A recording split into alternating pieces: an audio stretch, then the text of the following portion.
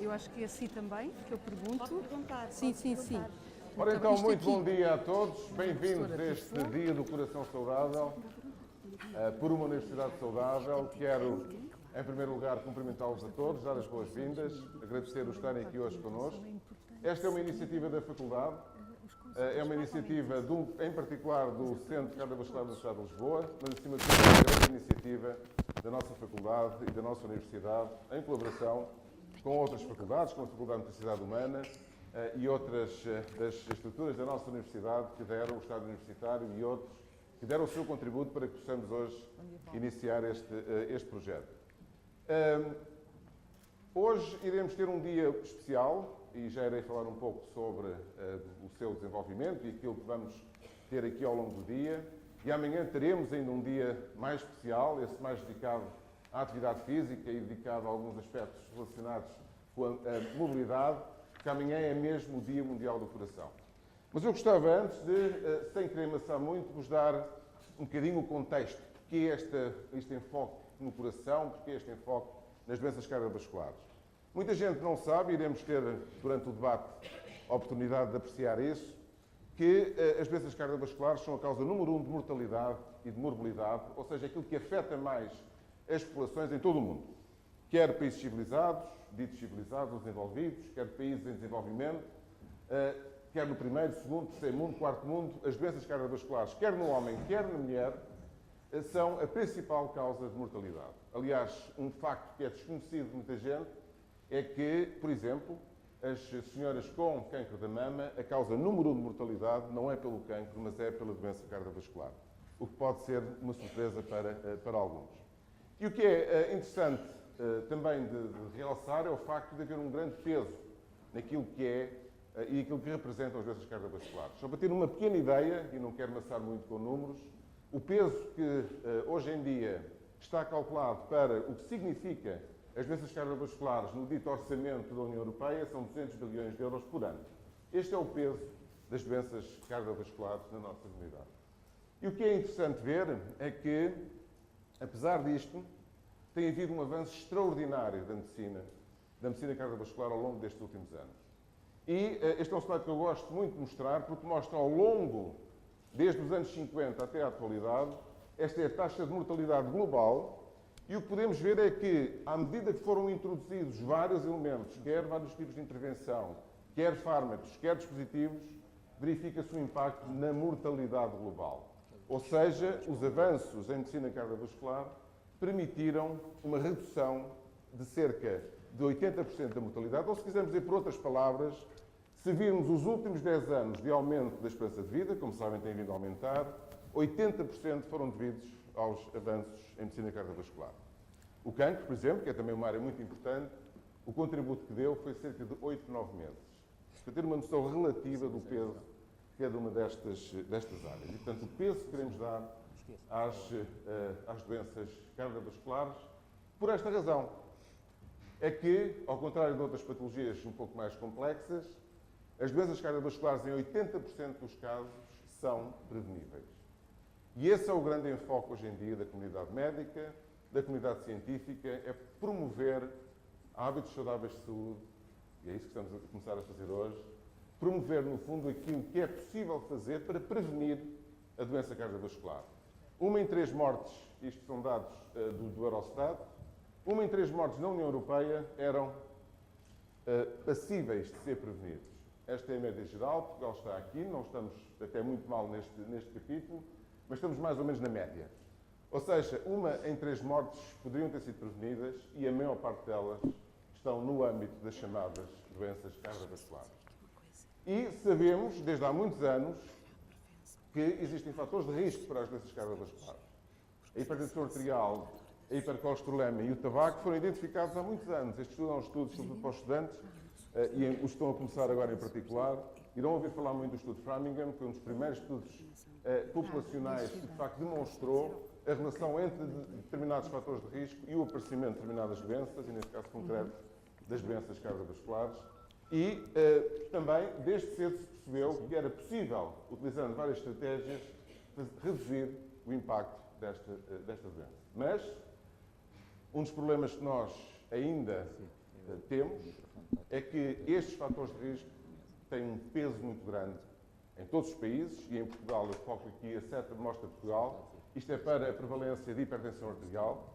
Em Portugal é extremamente elevada, aliás, é dos países com uma maior taxa ainda de hipertensão arterial. Não só a prevalência da doença, mas o facto de termos um número muito significativo de doentes hipertensos não identificados, nos identificados não tratados e mesmo nos tratados não controlados. Isto é um problema de saúde pública.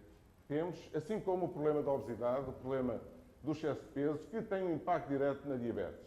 Infelizmente, somos dos países com maior taxa de prevalência de diabetes. E a diabetes vem com o síndrome cardiometabólico. Bom, se não sabem, ficam a saber, a causa número 1 de morte do doente diabético é a doença cardiovascular. Os diabéticos não morrem de diabetes, morrem pela doença cardiovascular. E tudo isto é paradoxal. Se nós olharmos àquilo que nos faz saudáveis, 50% tem a ver com hábitos saudáveis de vida. Portanto, isto está nas nossas mãos. 50% do impacto que possa ter na vida de cada um de nós está nas nossas mãos. 20% está no ambiente. E, aliás, este ano, o Dia Mundial do Coração vai focar o impacto do ambiente nas doenças cardiovasculares, que é também desconhecido de muita gente, nomeadamente dos decisores políticos. 20% está na genética, que é um bocadinho mais difícil. Mas o que é mais dramático é quando olhamos àquilo em que, como comunidade, gastamos o nosso orçamento, o nosso budget, 88% em serviços médicos, apenas 4% nos chamados comportamentos saudáveis. Espero que hoje aumente um bocadinho para os 4,1% com a nossa atividade.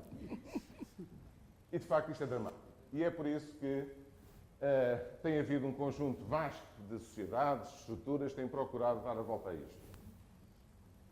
Eu gosto muito desta frase do Dante, e que eu tenho sido ao longo da minha vida. É que o segredo de ter as coisas feitas é agir, é fazê-las. E, nesse sentido, eu gostava de passar este vídeo a propósito do Dia Mundial do Coração. É 1 minuto e pouco, não é muito grande, mas que eu acho é o vídeo de promoção do Dia Mundial do Coração. Stop for a second. Hold your breath. What can you hear? That's the sound of your heart beating. It's your engine. It's the key to life. So why do we not give it the respect it needs? We believe all 7 billion humans on the planet have the right to a healthy heart. That's why we're on a mission to keep all hearts healthy. Fuel your body with good. Think healthy. Think natural. Think unprocessed. Even small changes can make a big difference. Stay active. Play. Cycle. Dance. Take the stairs. Give your heart a chance. Don't smoke. Understand the risks. Know the signs and learn CPR. Reduce stress. Smile more. Live more. You only have one heart. Because without your beating, healthy heart, everything will just stop. Promise to make every heart healthier this World Heart Day. For my heart, for your heart, for all our hearts. Because every heartbeat matters. The 29th of September, World Heart Day. Esta é a mensagem simples, mas ao mesmo tempo muito focada da Organização Mundial do Coração, da Federação Mundial do Coração, e que nós vamos procurar replicar aqui com este nosso pequeno gesto, este nosso evento e o início deste nosso programa para tentar ter este impacto. Este é o conceito do Dia Mundial do Coração, que foi criado pela Federação Mundial de Cardiologia há uns anos atrás, e o objetivo é precisamente este, é espalhar a mensagem e procurar que as pessoas olhem para o seu coração, o meu coração, o seu coração, o nosso coração. Existe, iremos ter no nosso site, iremos divulgar também, está a tradução portuguesa, existem, e no site da própria Federação existem várias línguas. Este é o board da atual sociedade, aliás, como disclosure, fui nomeado para ser o próximo presidente desta sociedade, enfim.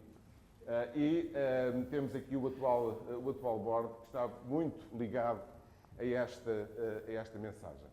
E nesse sentido, existem mensagens muito simples, no fundo, para ter um impacto naquilo que é o peso chamado burden, aquilo que é o peso da doença cardiovascular na comunidade em geral, e o que se pretende, basicamente, é que essa mensagem tenha a melhor visibilidade possível. Eu espero um dia poder fazer isto. Amanhã vão estar vários edifícios iluminados para esse mundo fora. Já houve, isto corresponde a vários eventos, isto é a Ópera de Sydney, as pirâmides de Gizé. Eu espero um dia conseguir ter a Torre de Belém iluminada, ou o Cristo Rei, mas queremos ter de vermelho, que é o símbolo do coração. Bom, é nesse sentido que se enquadra este nosso dia, este nosso programa. Hoje iremos ter, depois desta minha introdução, iremos ter um debate. Eu quero aqui agradecer desde já a todos os participantes neste dia, agora em particular aos que irão participar no debate, para os quais estão todos convidados. E o tema do debate é como tornar o nosso coração mais saudável. Teremos depois um mercadito saudável, em que iremos ter um conjunto de expositores de vários tipos de produtos, e quero também agradecer a todos por terem participado nesta atividade. Vamos ter rastreios gratuitos, vai haver um inquérito, e depois vamos ter um show cooking com a chefe Justa Nova, a quem também agradeço aqui todo o empenho e o ter ajudado também nesta atividade. E à noite, com a colaboração do Serviço de Pediatria do nosso hospital, a quem também agradeço. É um programa, este já mais, digamos, mais restrito. Isto, aliás, é um programa que ocorre durante o ano, mas decidimos também dar aqui alguma visibilidade através da Associação Nuvem Vitória para as crianças que estão internadas no Serviço de Pediatria. Amanhã teremos então a celebração em movimento do Dia do Coração, chamada Feira do Movimento, caminhadas, dança e yoga, a partir das 9 horas no Estádio Universitário. Também quero agradecer aqui a colaboração do professor Roquete e de toda a equipa do Estádio Universitário e do CRECUL, que nos deu para esta atividade, e com isso faremos a nossa celebração do Dia do Coração. Quero, no fim, deixar uma palavra de agradecimento a todos que colaboraram. Duas pessoas eu tenho que nomear, a professora Susana Constantino e a professora Ana Abreu, que de facto deram aqui um push muito grande para que fosse possível este dia. E, portanto, bem-vindos ao Dia do Coração, bem-vindos ao programa por uma Universidade Saudável.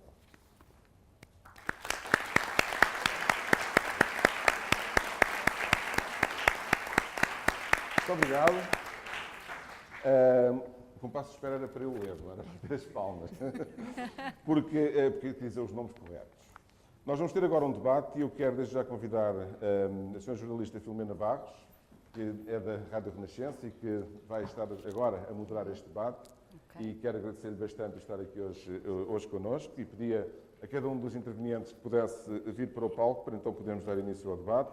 A professora Ana Abreu, cardiologista da nossa Faculdade do Hospital, a professora Catarina Sousa Guerreiro, que é professora também da nossa Faculdade e nutricionista, a professora Sílvia Wakinin, psiquiatra, a senhora enfermeira Edith Caldeira, da reabilitação cardíaca, o professor Francisco Tilac Viegas, que representa aqui o doente cardíaco, e agradeço muito o ter também estar aqui connosco, a chefe Justa Nobre e o professor Luís Sardinha, da Faculdade de Nutricidade Humana. Portanto, agradeço a todos a vossa presença e dou agora, antes de dar a palavra à senhora jornalista, vamos ter um vídeo para iniciar o debate.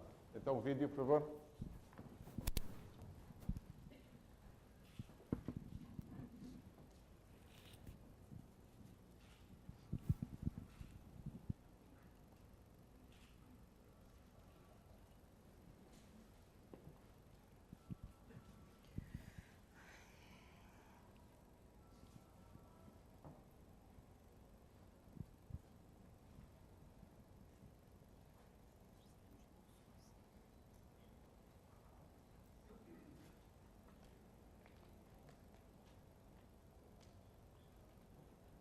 A doença cardiovascular é a causa número 1 de morte na Europa.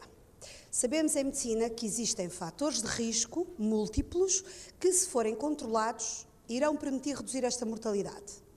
A Sociedade Europeia de Cardiologia tem recomendações expressas que nos indicam qual a melhor forma de adquirirmos um estilo de vida saudável atingindo as metas propostas.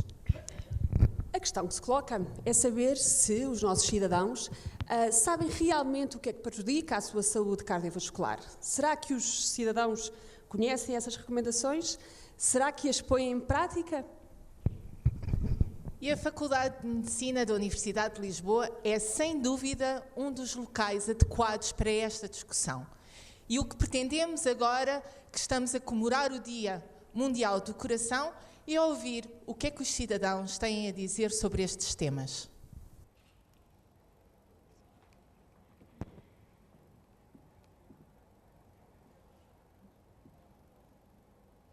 Bom dia então a todos e bem-vindos a este espaço de debate, Um Coração Saudável. Peço que liguem, entretanto, a luz aqui do palco.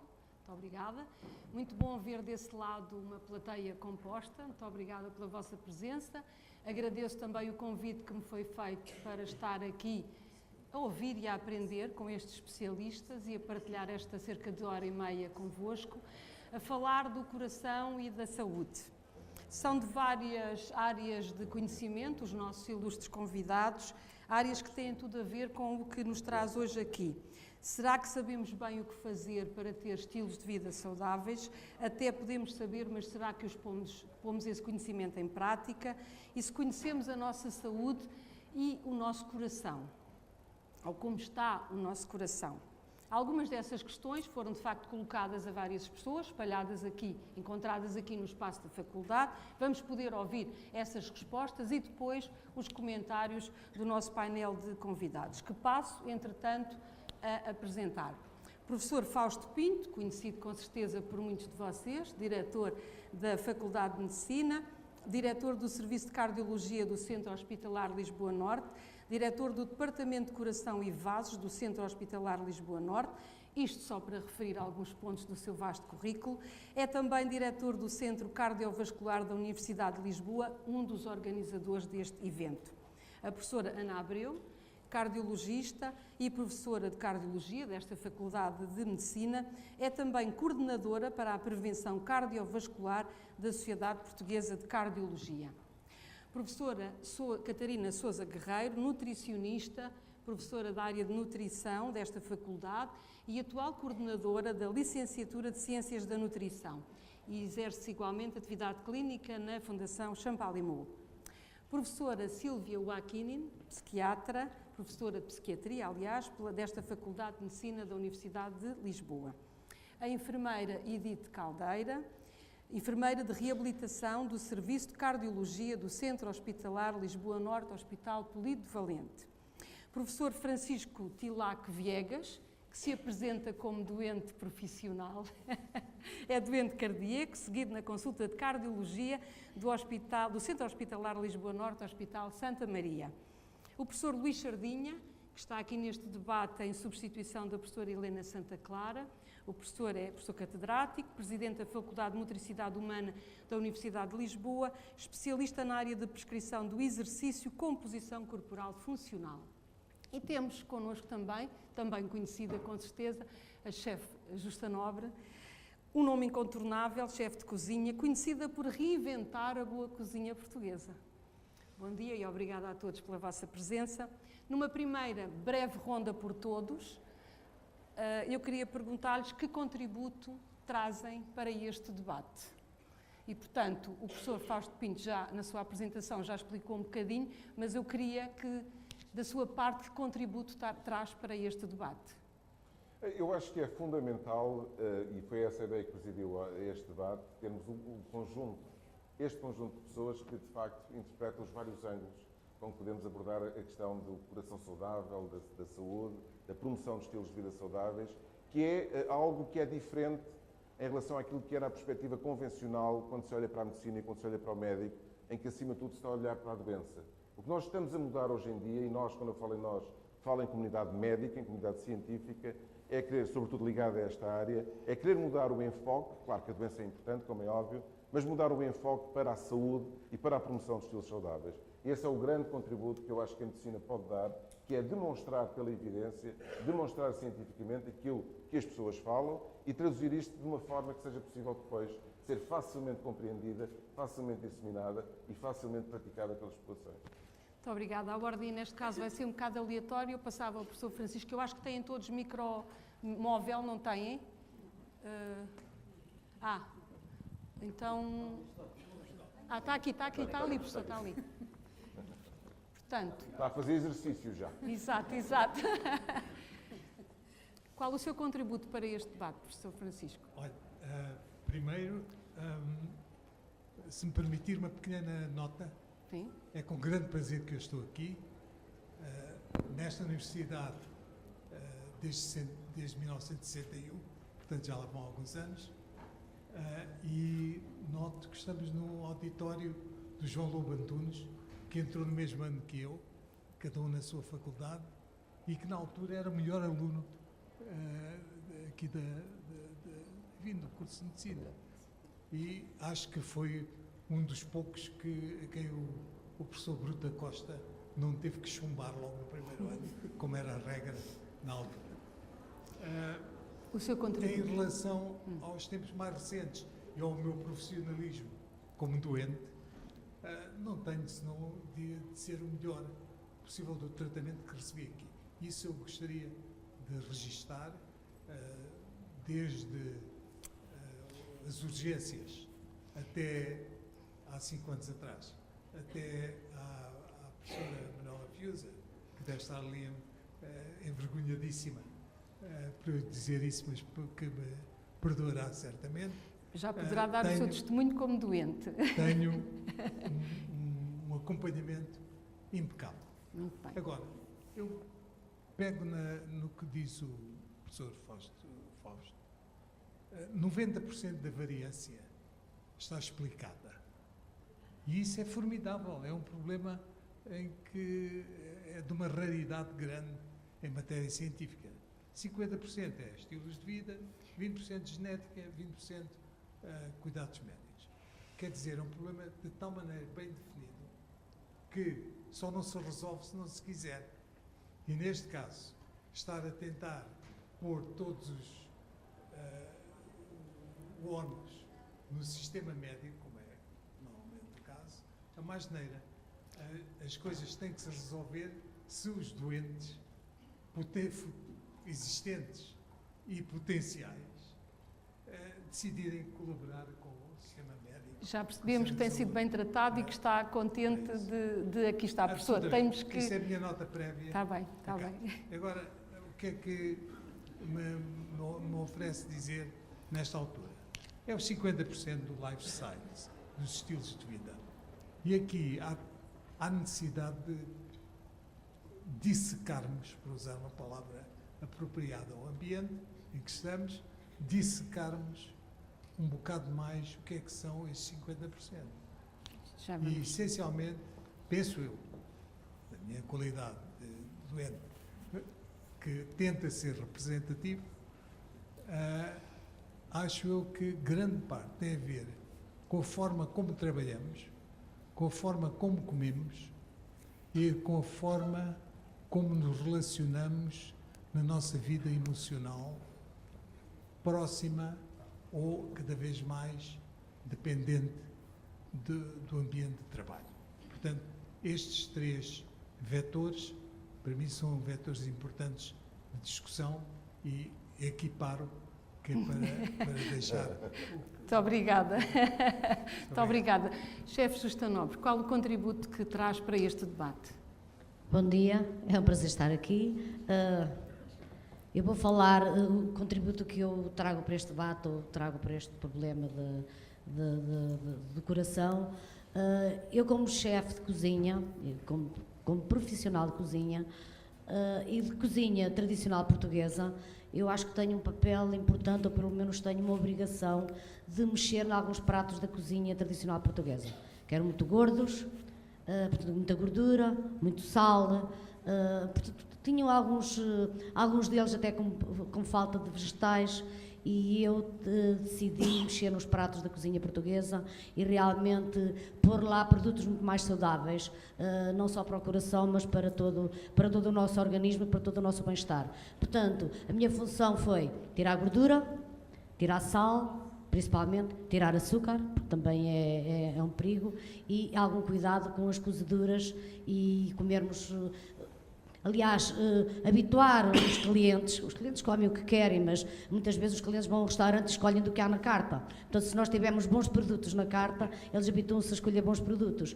Portanto, isso tem sido principalmente a minha função como profissional, ter na emenda bons produtos de boa qualidade, tanto em frescura como em todos os elementos, e, portanto, é depois fazer com que as pessoas possam comer realmente comida saudável. Muito obrigada. Enfermeira Edith Caldeira. Bom dia. Em primeiro lugar, agradecer a oportunidade de estarmos aqui neste grupo. Estou aqui em representação da equipa de enfermagem de reabilitação cardiovascular do Hospital Polivalente e o nosso contributo será a partilha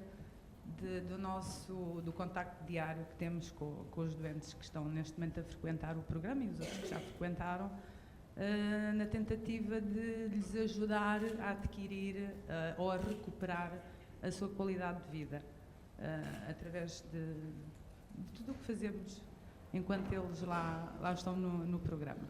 Depois iremos... Sim. Muito obrigada. Passamos para este lado, professora Ana Abreu. Então pode começar, professora Sílvia Guaquinim. Bom dia a todos. Deixem-me começar por dar os meus parabéns à Comissão Organizadora por esta iniciativa e por agradecer particularmente à professora Ana Abreu. Não se ouve? Sim, já está. Aproxime mais. Agradecer o convite que me fez para estar aqui presente. E quando me perguntam qual é o meu contributo como psiquiatra, naturalmente que ao longo destes primeiros testemunhos ouvimos já falar em alterações de comportamento, promoção de comportamentos saudáveis, estados emocionais, modificação de hábitos, e tudo isto são fatores que a psicologia médica e a psiquiatria têm procurado trabalhar ao longo dos últimos anos, e particularmente na doença cardiovascular tem sido uma área em que, de facto, como o professor Fausto Pinto diz, os avanços científicos têm sido impressionantes nos últimos 20, 30 anos, e tem-se verificado com evidências crescentes que quer a depressão, quer a ansiedade são fatores de risco tão importantes para a doença cardiovascular como os fatores de risco de nível biológico. Por exemplo, em termos de prevenção, o trabalhar os estados emocionais negativos, o lidar com situações geradoras de stress, modificar estilos de vida no sentido da promoção de comportamentos saudáveis, por exemplo, em termos alimentares, de exercício físico, mas também de gestão da emoção, gestão das emoções e gestão do stress no dia-a-dia, têm sido fatores determinantes. Isto a montante da doença. Na adaptação à doença, na evolução à doença, todos estes fatores assumem um papel importante. A depressão pós-infarto de miocárdio é um dos principais preditores da mortalidade no infarto do miocárdio, e isto é um dos aspectos que tem sido demasiado evidente para poder ser ignorado. E, portanto, é por aí. Muito obrigada, professora Sílvia. Professora Catarina Sousa Carreiro. Muito bom dia a todos. Bem, enquanto nutricionista, eu julgo que será óbvio que me cabe a mim também falar um bocadinho sobre aquilo que é um dos fatores completamente determinantes desta entidade clínica. Naquilo que é a alimentação, claro, mas também aquilo que é a composição corporal dos indivíduos, e, portanto, o papel do nutricionista é importante nessa otimização do estado de saúde deste doente. Não só aquilo que ele come, que se traduz naquilo que ele será do ponto de vista estrutural, e ainda falaremos um pouco mais à frente, com certeza, se existe entidade clínica em que nós temos um padrão alimentar que claramente se concentra muito naquilo que é uma prevenção destas doenças, é a dieta mediterrânica. E, portanto, eu gostava que este espaço aqui hoje permitisse falar um bocadinho sobre isto e o que é exatamente a dieta mediterrânica, que eu acho que ainda existe muita dúvida. Muito obrigada. Professor Luís Sardinha. Muito bom dia. Muito obrigado pelo convite para hoje aqui estarmos presentes. O nosso contributo será essencialmente no âmbito do exercício. E começando com uma frase muito simples que eu costumo referir aos meus estudantes, que é sempre tarde para começar e é sempre cedo para desistir.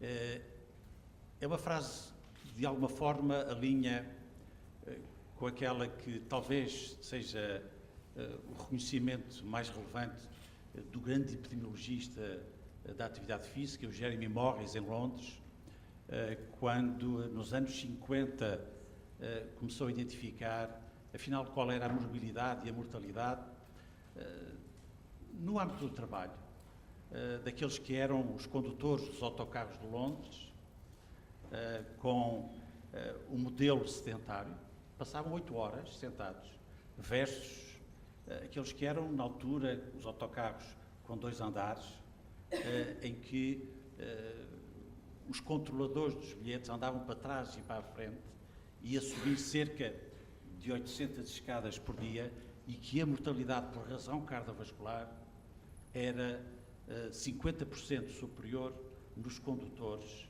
comparativamente com os que controlavam os bilhetes. E, portanto, um modelo muito simples, em que o Jeremy Morris referia que a atividade física era o instrumento mais barato de saúde pública, e por isso, também com a nossa experiência no estudo multicentro que existe na Europa, no European Youth Heart Study, envolvendo vários países, identificando aquilo que pode ser o contributo do exercício nos jovens e, naturalmente, também o contributo do exercício nas pessoas mais velhas, e por isso, cá está, é sempre tarde, será sempre tarde para começar, e muito importante, será sempre cedo para desistir daquilo que é, não só no modelo clássico do exercício, e essa é uma mensagem que hoje é importante aqui deixar, mas também numa alteração paradigmática do que se pode fazer mesmo nos locais de trabalho. Por exemplo, e para finalizar, os funcionários da minha faculdade, neste momento, têm secretárias de altura regulável, em que, de uma forma ad libitum, podem estar a trabalhar de pé ou podem estar a trabalhar sentado. E o pequeno dispêndio energético, não aquele modelo fisiológico, enfim, que realmente talvez seja o que induz melhores resultados, mas pequeninas alterações podem ser muito influentes nos diferentes mecanismos que podem prevenir a doença cardiovascular. Muito obrigada. Fechamos esta primeira ronda com a professora Ana Abreu. Muito bom dia. Eu estou aqui como cardiologista dentro da área da reabilitação cardiovascular, dentro desta universidade, e na função também de coordenadora nacional de prevenção dentro da sociedade europeia. E aquilo que se passa é que temos aqui um painel que inclui exatamente todos os elementos que intervêm dentro da área da prevenção. Falta-nos aqui um elemento único, que é um político, porque nós sabemos hoje que existem normas muito estritas e objetivos que queremos atingir em relação ao controle de fatores de risco. É muito fácil, qualquer um pode ler quais são as recomendações, elas estão muito bem expressas. É importante divulgá-las, obviamente. Contudo, o grande problema está nos obstáculos. E nós temos os obstáculos do doente, temos aqui um doente hoje, que não parece que seja um grande obstáculo à prevenção, temos o obstáculo dos médicos, temos aqui vários, e os que aqui estão, pelo menos, tentam não ser obstrutivos e tentam lidar com a situação do obstáculo à implementação das normas de prevenção, e falta-nos o sistema político. E o sistema político, quer queiramos, quer não, é exatamente aquele que tem mais força e mais poder para que certas medidas possam ser tomadas e implementadas. E fala-se aqui no tabaco, fala-se no exercício, fala-se da alimentação. Portanto, temos uma série de fatores psicológicos, em que os nossos políticos podem ter um peso muito importante, e têm. E aqui a faculdade tem um papel fundamental, que é alertar esses mesmos políticos daquilo que devemos fazer para os nossos doentes e para os nossos cidadãos, para podermos evitar exatamente que esses cidadãos venham a sofrer de doença cardiovascular. E muito obrigada pela vossa presença. Muito obrigada. Terminamos a primeira ronda. Vamos a seguir o debate com 7 guidelines, as 7 perguntas que foram feitas a várias pessoas aqui no espaço da faculdade. E depois ouviremos o comentário, as respostas também de alguns dos especialistas do painel em relação a essas respostas. Antes da 7ª questão, será passada a palavra a vocês, ao auditório, para questionar também o painel de convidados. Passamos então à primeira questão. Sabe qual é a principal causa de morte em Portugal? Vamos ver um vídeo.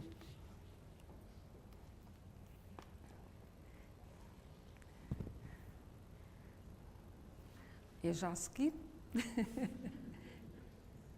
Primeiro vídeo.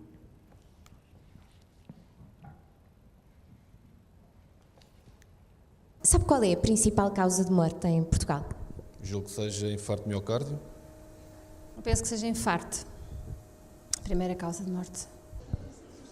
Cancro. Cardiovascular.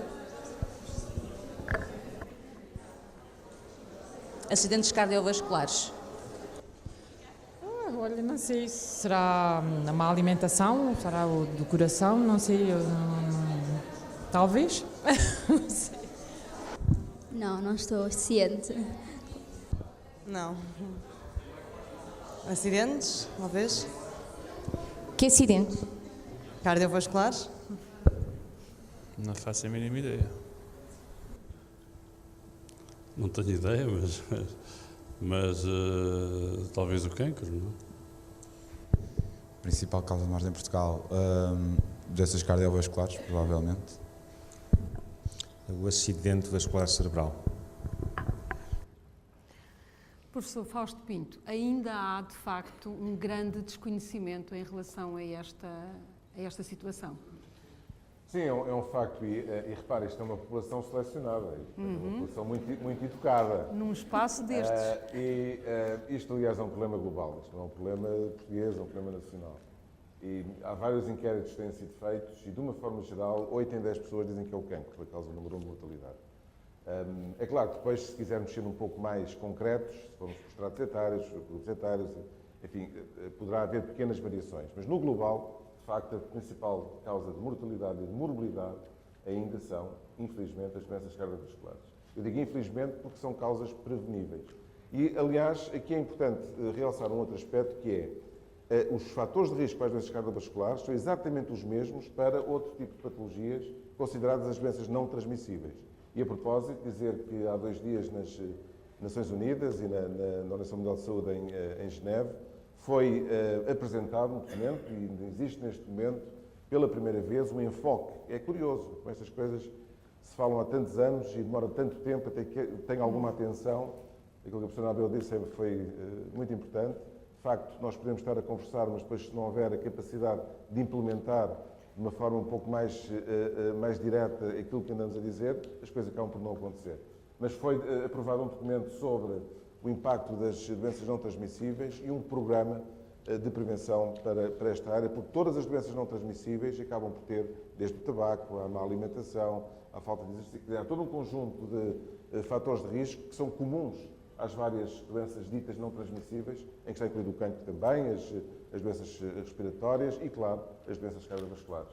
Mas é um facto que, apesar das campanhas, apesar do nosso saudoso professor Pádua, de há 30 anos, andar pela televisão a falar sobre as doenças cardiovasculares, ainda hoje, e se fôssemos a uma população não tão educada, eu penso que ainda seria maior a diferença, ainda existe uma ignorância, e se calhar se perguntassem aos políticos, aos nossos ministros e secretários de Estado, eu por acaso gostava de saber qual é que seria a resposta. Claro, tinham os assessores a dizer qual era a resposta, Google rapidamente e teriam essa resposta. Mas tenho a certeza que existe uma grande, ainda infelizmente, uma grande ignorância, e esse é o papel que não só eventos como este, iniciativas como esta podem ter, como também mobilizar, porque isto não é um evento de uma entidade, isto é um evento de uma comunidade. Portanto, todos os contributos aqui são importantes.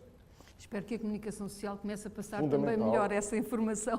Já agora, só um comentário em relação à comunicação social. É fundamental, eu tenho dito isto várias vezes, que usem as fontes certas e usem, no fundo, as entidades que podem fazê-lo de uma forma objetiva e de uma forma informada para poderem dar a informação correta. A coisa também, aquilo que é mais complicado muitas vezes é a má notícia, ou a notícia que é desvirtuada. E eu penso que todos temos tido essa experiência, sobretudo naquilo que diz respeito a nós, como por vezes, isto não é uma crítica, mas é uma constatação, como por vezes uma mensagem que pode ter cujo objetivo é muito simples e é muito concreto, pode ser completamente alterada e completamente deturpada se for dada de uma forma diferente. E, portanto, a utilização aqui também de uma boa relação entre a comunicação social e os agentes, vários que estão ligados às várias áreas, é fundamental para poder informar bem. E, portanto, sem, obviamente, comprometer toda a autonomia e toda a independência que a comunicação social deve ter. Professora Ana Abreu concorda certamente que ainda é preciso dar mais informação, ou pelo menos esclarecer melhor. Chegam casos ao seu consultório onde um melhor conhecimento desta situação poderia prevenir situações, casos mais graves? Obviamente que sim, é tudo o que temos estado a falar de prevenção, mas eu acho que no consultório também é importante a comunicação com o doente. Para além da mensagem, não podemos ficar contentes só por dizer faça exercício ou coma saudável. Quer dizer, o tipo de mensagem tem que ser muito mais explícita, o médico tem que ter mais tempo, explicar ao doente exatamente o que é que considera que deve fazer, ser muito objetivo, mensagens simples, repetição, muitas vezes envolver outros profissionais, como os enfermeiros, os nutricionistas. Portanto, tentarmos mudar hábitos é muito difícil. Se é difícil que um doente tome um comprimido todos os dias, mais difícil é que um doente deixe de fumar, que um doente coma diferente. E depois, às vezes, não é mudar apenas o doente ou o indivíduo que poderá vir a ficar doente, é mudar toda a família. E, portanto, esse é um aspecto muito interessante da prevenção e da reabilitação, quando o indivíduo já está doente, é exatamente conseguirmos alterar, e aqui a psicologia é fundamental, conseguimos alterar a maneira de pensar de alguém, porque os hábitos são construídos ao longo de anos e, portanto, é uma coisa extremamente complicada de fazer, muito complexa. Muito obrigada. Passamos precisamente, como falou, da parte dos enfermeiros. Enfermeira Edith Caldeira, tem o micro? Tem, não tem? O que é que implica a reabilitação em cardiologia? Explicar um bocadinho. E se há cada vez, pergunto eu, mais jovens a terem necessidade desta área? Jovens utentes. Sim.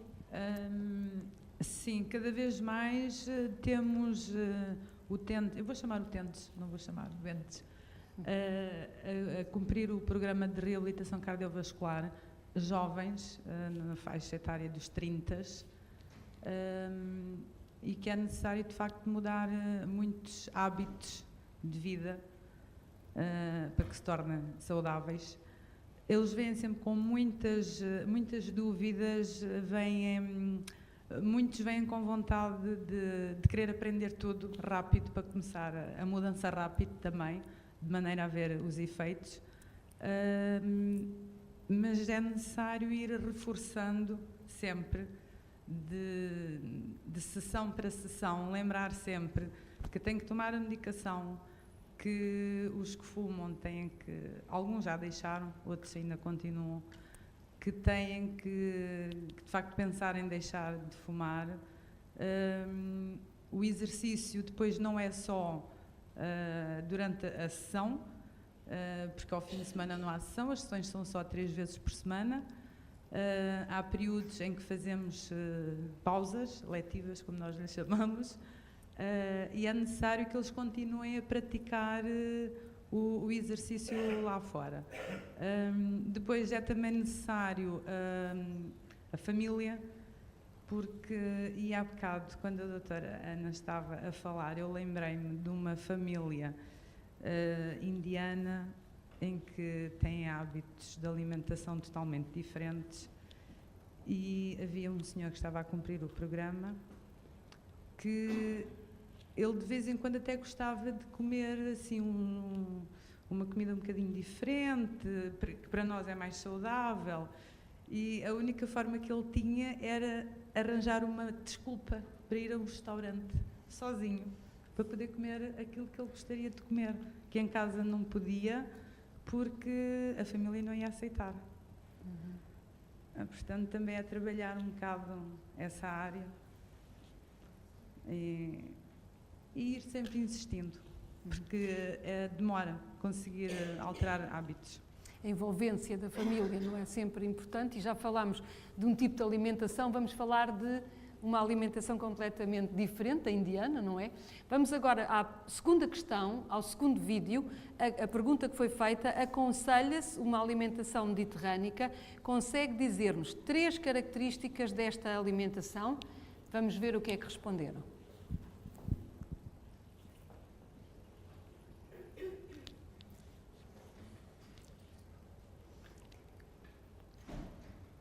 cada vez tem defendido mais uma dieta mediterrânica. Quais são as 3 características principais que identifica quando pensa numa dieta destas? Tudo à base de azeite, que é uma gordura boa. Sim, alimentos do mar, peixe, não sei mais. Eu penso que seja uma alimentação variada, rica em hortícolas, privilegiando o consumo de peixe e alguma carne, mas preferencialmente o peixe. Da dieta mediterrânica, o uso do azeite, peixe e hortícolas. As características seria mais para adjetivar os benefícios dessa dieta? Uma dieta mais rica em vitaminas, menos gorduras, ou gorduras menos saturadas, e o uso da fruta. Acho que somos um país também que ainda usa bastante a fruta na alimentação. Nem por isso, muito à base de peixe, carne, alguma variedade, penso eu. E que benefício é que isso nos traz? Tem ideia? Eu penso que podemos ter uma alimentação muito variada, não comer muito da mesma coisa. Penso que em Portugal é mais fácil, ou nós notamos que há mais diferença de alimentos. Por exemplo, Londres é tudo à base da mesma coisa, não é? Fritos. Eu acho que nós conseguimos, mesmo assim, acho que é uma alimentação que nós conseguimos ter mais variedade. Variedade e riqueza, é isso? Sim. Lembro outra vez das frutas, outra vez dos legumes e do azeite. Lembro-me disso. Características da dieta mediterrânica, portanto, a utilização de produtos sazonais, nada de comprar coisas que não são da época, não é? E usar aquilo que se tem, quando se tem. E fruta, e o mais fresco possível. E o mais biológico possível. É isso, para aí, não ligo muito a isso, não sei como é que é de dizer. Mas talvez, tem que haver, né? Mas identificar assim agora também não estou a ver assim. Já me falaram, mas não estou muito dentro do assunto, portanto, não. Não. A dieta mediterrânica, tal qual como ela é posta hoje, desde que tenha azeite e pão e pouco mais, é uma dieta mediterrânica. Não gosto muito desses chavões. Eu acho que a diversidade na alimentação e a produção de alimentos saudáveis, acho que é sem elementos de síntese química, sem pesticidas e adubos de síntese química, acho que é o ideal. Por acaso, assim, de repente, de dieta mediterrânea, não sei se que tem azeite, em termos de gordura principal, mas se coisas mais específicas, não. Se coisas assim, muitas especiarias, manjericão, orégãos. Mas mais que isso, não sei, especificidades da dieta mediterrânea. No caso da dieta mediterrânica, eu confesso que não conheço suficientemente bem. O que posso dizer é que, pela minha parte, e tendo uma criança mais nova em casa, uma filha com 9 anos, eu procuro, apesar de tudo, diversificar. E acho que a dieta mediterrânica é, apesar de tudo, diversa quanto baste. A questão é também saber trazer isto no dia-a-dia e com o pouco tempo que nós temos para nos dedicarmos a cozinhar e a selecionar os alimentos como deve ser, quanto baste. Também pensando sobretudo nela, porque pela minha parte às vezes confesso que existe um bocado de preguiça em chegar a casa, cozinhar, preparar tudo como deve ser, mas no caso dela eu acho que tenho mesmo que o fazer. Ora, vamos então perguntar a quem sabe, professora Catarina Sousa Guerreiro, quais são as principais características da dieta mediterrânica? Bem, as características, eu acho que, por acaso fiquei surpreendida de tanta gente nos dizer que não faz ideia nenhuma. As características principais têm a ver, obviamente, com o maior consumo de hortofrutícolas, portanto, um consumo de legumes, um consumo de fruta. A gordura de eleição ser claramente o azeite, e isso foi muito referenciado. Introduzir, e já tiveram a oportunidade nos pequenos almoços, quem teve a oportunidade de os provar, a introdução dos frutos oleaginosos, portanto as nozes, as amêndoas, depois essencialmente o peixe, o pescado e não tanto a carne, ter atenção ao consumo de gordura animal, quer oriundo da carne, quer oriundo dos laticínios, e portanto aí promove-se um consumo reduzido de gordura animal, mas eu gostava de destacar que esta questão dos nutrientes é importante, óbvio, mas recentemente tem-se falado muito nisto na dieta mediterrânica, de incluir não só aquilo que são determinados nutrientes e determinados alimentos, mas também determinados comportamentos. E a Direção-Geral de Saúde tem desde o ano passado, associada àquela roda alimentar que nós conhecemos, a roda dos alimentos que nós também conhecemos, tem associado também determinados comportamentos e que atualmente nós chamamos a roda dos alimentos mediterrânica. E que, na verdade, tentamos que exista um consumo, como alguém disse, de produtos da época, confecções simples e, portanto, deixar aquele peso, como falava há bocadinho a chefe Justa Nobre, dos fritos e de muito sal, portanto, confecções mais simples, feitas à roda da mesa, e, portanto, é mais um dos comportamentos que se quer promover associado a esta da dieta mediterrânica. Obviamente, o facto de ser, e aqui já não vou falar a parte do exercício físico, muito a utilização de especiarias em detrimento do sal, e, portanto, mais do que só falarmos de alimentos, que foram os que eu enunciei no início, é tentar também alterar um bocadinho comportamentos e a maneira como nós lidamos com a alimentação. Agora, deixem-me também destacar, e vou aproveitar os meus minutos de fama, nós estamos habituados, Portugal, próximo do Mediterrâneo, esqueçam, nós não fazemos uma dieta mediterrânica. Se nós temos a oportunidade, em determinados contextos, de estudar, existe uma maneira de nós quantificarmos a adesão à dieta mediterrânica. Os nossos vizinhos espanhóis desenvolveram um questionário já completamente validado e nós aplicando esse questionário à população saudável, o número de indivíduos que aderem de forma moderada à dieta mediterrânica é praticamente ridículo. Porquê? Porque estamos a falar realmente de um consumo, da introdução de muitos alimentos em quantidade que muitas vezes não é praticado, nomeadamente os legumes, nomeadamente a fruta talvez um bocadinho mais, os legumes menos, mas depois as gorduras ainda não temos o azeite como gordura, ou temos muito azeite, mas não na quantidade eventualmente suficiente, não temos frutos oleaginosos, não temos laticínios magros e temos ainda um consumo um bocadinho aquém do pescado. E, portanto, temos que trabalhar ainda nisto, temos que trabalhar. Mas começou, entretanto, a licenciatura este ano, a licenciatura em Ciências da Nutrição. São reflexos dos novos tempos. Quando fala do comportamento, há aí também muitas dietas, o paleolítico, todas essas vertentes. São reflexos a faculdade a acompanhar também o que se passa lá fora? Sim, acho que sim. O professor Fausto foi um mentor aqui desta criação da licenciatura aqui nesta faculdade. E é um bocadinho isto. E como dizíamos há pouco, claramente que o papel da nutrição no tratamento da doença, quer seja qualquer uma delas, nomeadamente estas doenças cardiovasculares, tem o seu papel, mas a nutrição como prevenção é determinante e nunca tanto como hoje se fala sobre nutrição. Todos os mídias é um alvo de interesse muito importante, esta questão da nutrição.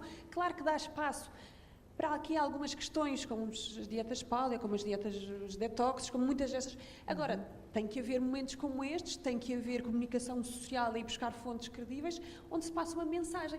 Se calhar, hoje fala-se mais daquilo que é o conceito paleo dentro das redes sociais do que propriamente o que é o conceito da dieta mediterrânica, não é? E é isso que nós talvez devêssemos todos trabalhar um bocadinho mais em conjunto. Mas vamos aproveitar a onda, não é? Se a nutrição é atualmente um foco tão desejado, a Faculdade de Medicina está a acompanhar o barco e esperemos poder dar aqui uma resposta credível nestes aspectos. Muito obrigada. Justa Nobre, estamos a falar da sua área, não é? Portanto, há pouco já disse que escolhe os produtos saudáveis e se tiver essa oferta as pessoas têm essa possibilidade e procuram. O que é que nos tem a dizer na sua prática de cozinha? da aplicação da dieta mediterrânica. Já percebemos que estamos um bocado longe, não é? Mas... É assim, eu sou 100% a favor dos produtos da época. Porque quando eu era mais nova só comíamos os produtos da época. Fora da época, principalmente a fruta era em compotas, que as nossas mães faziam para nós comermos no inverno. Felizmente ou infelizmente, por um lado felizmente, por outro lado infelizmente, hoje em dia já temos acesso a tudo em qualquer altura do ano. Já comemos cerejas em dezembro. Já comemos fruta que era impensável há 30 anos atrás encontrarmos em determinadas épocas. Portanto, muitas vezes as pessoas acham que o facto de estarem a comer fruta ou estarem a comer legumes em qualquer altura do ano, que é o mais saudável, e às vezes não é, porque eles não são da época. A pera deve-se comer na época dela, é muito mais saborosa, é muito mais barata, até por uma questão de economia nós devíamos usar mais produtos sazonais. Mas pronto, eu como uma fornecedora, portanto eu faço um serviço público, tenho portas abertas, faço um serviço público e as pessoas querem uma manga em qualquer altura, ou querem umas cerejas em qualquer altura, eu tento ter para servir as pessoas. Não com a mesma quantidade, mas tento sempre ter. Em termos da confecção dos pratos, sim, uso muito azeite, tenho muito peixe, carnes brancas, tenho sempre carnes brancas à escolha também no restaurante, e depois, para reduzir o sal e algumas coisas, eu uso muitas ervas aromáticas. Fazem a comida muito mais saudável, muito mais apelativa, tanto ao olfato como ao paladar, e portanto eu ando sempre preocupada, porque eu costumo dizer que eu quero que os meus clientes vivam muitos anos, e portanto a melhor maneira dos nossos clientes viverem muitos anos não é só tomarem um comprimido, é eu tratá-los bem também lá no meu restaurante e que comam comida saudável, e têm sempre à escolha. Eu acho que todos os pratos que eu tenho, eles têm sempre vegetais, ou como apontamento, ou como acompanhamento, e depois tenho sempre uma variedade enorme de vegetais para as pessoas escolherem, e até leguminosas eu também gosto de ter, frutos secos também gosto de ter e pôr em algumas saladas, mas depois temos aquele problema do cliente, que não quer uma coisa grelhada, quer uma coisa frita, não quer com azeite, quer com manteiga, pronto, e aí a gente tem que obedecer um bocadinho àquilo que o cliente pede, mas insistindo sempre em fazermos uma cozinha muito mais saudável, que felizmente as pessoas já estão a aderir bastante. Exatamente, eu ia perguntar-lhe isso, porque há bocado falávamos... Sim. É engraçado ver esta visão do lado lá do restaurante, porque no consultório os doentes dizem-nos: depois eu vou ao restaurante e eu não tenho a opção do grelhado, eu não tenho a opção... Já não é verdade. Já não é verdade. Isso, eu também acho. Já não é verdade. Já se consegue... Nós hoje em dia temos saladas de muitas coisas, temos sempre os vegetais para cozer. Eu preocupo-me em cozer os vegetais a vapor, preocupa-me em ter, portanto, antes de cada refeição, temos um mínimo de coisas preparadas, mas a maior parte delas é feita na hora. Se alguém quiser umas ervilhas, se alguém quiser uns grelos, uns brócolos, são cozidos na hora. Portanto, tenho sempre produtos de alta qualidade e, como eu, milhares de restaurantes que já há por aí, não estou a falar de restaurantes que servem refeições a 6 ou 7 euros, porque isso é impensável, não podem, mas quem tiver uma cozinha um bocadinho mais elevada, portanto, os produtos são de boa qualidade e nós temos sempre bastantes hortícolas para as pessoas escolherem, portanto, só não comem comida saudável se não quiserem. As pessoas às vezes, por exemplo, os vegetarianos, não há nada para comer no restaurante porque só nos dão uma salada, também não é verdade. Eu faço pratos vegetarianos para as pessoas e muitas vezes até vou ter com os clientes o que é que eles gostam, se comem pasta, se comem arroz, e tenho sempre tanta variedade de legumes que eu muitas vezes até me dá gozo criar ali um prato vegetariano na hora, seja com caril, seja sem caril. É preciso entender o que as pessoas querem e é preciso nós estarmos predispostos a fazer a vontade ao cliente e perceber o que o cliente quer, e isso é das coisas que eu mais gosto, é perceber o que o cliente quer e ir fazer um prato especificamente para ele. E o facto de comerem... Só dar aqui um cunhozinho científico. Sim. A dieta mediterrânica foi demonstrada cientificamente que reduz a mortalidade. Há um estudo espanhol que foi publicado há cerca de 3 anos numa grande revista que é o New England Journal of Medicine, e que demonstrou pela primeira vez, cientificamente, a evidência de que a dieta mediterrânica é não só, enfim, com as suas características todas, tem relevância a vários níveis, mas reduz a mortalidade. Portanto, é como se fosse um medicamento, podemos ver isto numa perspectiva de medicamento, que reduz a mortalidade para 2 grupos. O grupo que seguiu a dieta mediterrânica morreu menos do que o grupo que seguiu a dieta normal. E já agora um comezinho também, é um bocadinho perigoso. E em certos países não se pode falar. Mas na dieta mediterrânica também está incluído um copinho de vinho. Portanto, não esquecer que também... Com moderação. Sim, sim. É importante dizer a questão do vinho, ainda bem que tocou, e para mim, calme já, é importante também falarmos o seguinte: a dieta mediterrânica é uma dieta tendencialmente hipercalórica. E a dieta mediterrânica supõe um exercício físico. Claro. Se nós praticarmos uma dieta mediterrânica com o tal azeite, com os frutos oleaginosos, que tem um valor energético elevado, portanto calorias, se eu não praticar um determinado nível de exercício físico, a dieta mediterrânica pode ser um bocadinho excessiva para aquilo que se quer, que é um bom estado nutricional, portanto, um bom estado. Portanto, é importante pensarmos que sim há dieta mediterrânica com exercício físico. Nós já vamos falar do exercício daqui a pouco. Queria só perguntar, só para fechar com a chefe Justanobre, o facto de oferecer opções mais saudáveis não quer dizer que fique mais caro para o cliente, porque às vezes há um bocado a ideia de que comer mais saudável é mais caro. Não. Também antigamente comia-se 300 gramas de carne ou 300 gramas de peixe e hoje já não se come a mesma quantidade de peixe nem de carne. Portanto, essa parte cortamos um bocadinho no peixe ou na carne e dá para pôr produtos melhores. E realmente é muito importante, mesmo a dieta mediterrânica, quando está num bom almoço ou num bom jantar, que se beba um copinho de vinho, como é lógico, não é? E nós ainda por cima que temos vinho tão bom. Muito obrigada. Passamos à terceira questão e ao terceiro vídeo, e a questão que foi colocada: faz algum tipo de exercício físico no seu dia-a-dia?